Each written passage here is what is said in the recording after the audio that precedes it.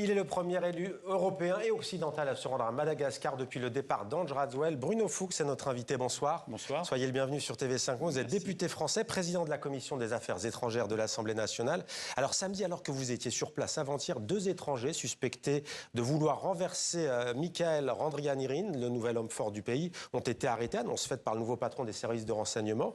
C'était une tentative de coup d'État qui a été évitée ?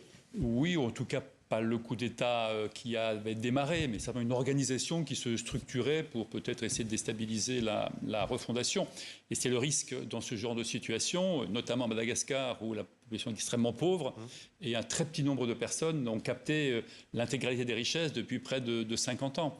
Et donc les gens qui aujourd'hui se sentent menacés par cette transition, qui devrait arriver, si les engagements du colonel sont exacts, dans 2 ans, à un retour à l'ordre démocratique et institutionnel, vous l'avez rencontré ? Oui, je l'ai rencontré à 2 reprises, bien sûr. Est-ce que vous avez senti que c'était un homme qui prenait en considération les aspirations de cette jeunesse qui s'est révoltée ? C'est le fameux mouvement Gen Z. Oui, bien sûr. Moi, j'ai rencontré, en arrivant, la Gen Z, la Gen Z, justement, pendant 2h30, une quinzaine de représentants, et je leur ai dit l'admiration que j'avais et que je voulais exprimer sur leur combat et la révolution finalement qu'ils ont réussi, et leur crainte, ils m'ont exprimé, de se voir un peu spoliés de leur engagement. Et vous avez été rassuré par le nouvel homme fort ? Non, enfin oui, les engagements sont là, mais c'est dans la durée qu'on voit les engagements. Parler du tentative de coup d'État. On voit bien que quand vous êtes dans une situation nouvelle, qu'un militaire prend le pouvoir, il y a beaucoup de sources de déstabilisation possibles. De l'étranger, les milieux économiques, les milieux politiques qui veulent effectivement reprendre le pouvoir.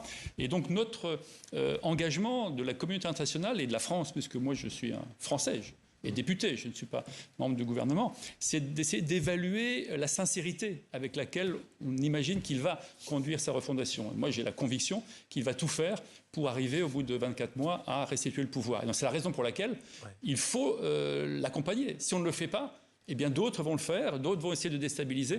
Il y aura moins de choses à y arriver. Il faut partir sur de bonnes bases. Et vous le savez, Bruno Fuchs, derrière la colère de la jeunesse et les appels à la souveraineté, il y a aussi la question de l'influence française persistante qui est revenue, ravivant d'ailleurs une mémoire coloniale toujours sensible. Pour ces jeunes, aucun doute, André Rajouel a été exfiltré par la France. On imagine que ces jeunes que vous avez rencontrés, vous en ont parlé. Bien sûr. Que leur avez-vous dit ? Bien sûr. Je leur ai dit d'abord que, contrairement à ce qu'on pense, la relation entre la France, le gouvernement français, et l'ancien président Rajouel n'était pas aussi bonne qu'on le dit. Il y avait des tensions permanentes. Il nous demandait notamment de renvoyer à Madagascar un certain nombre d'opposants qui sont à Paris et qui critiquaient le régime du président Rajouel. La France ne l'a jamais fait. Donc les tensions existent. Mais est-ce qu'elle a exfiltré André Rajouel ? Alors, j'ai posé cette question à mon gouvernement. Je n'ai pas eu la réponse.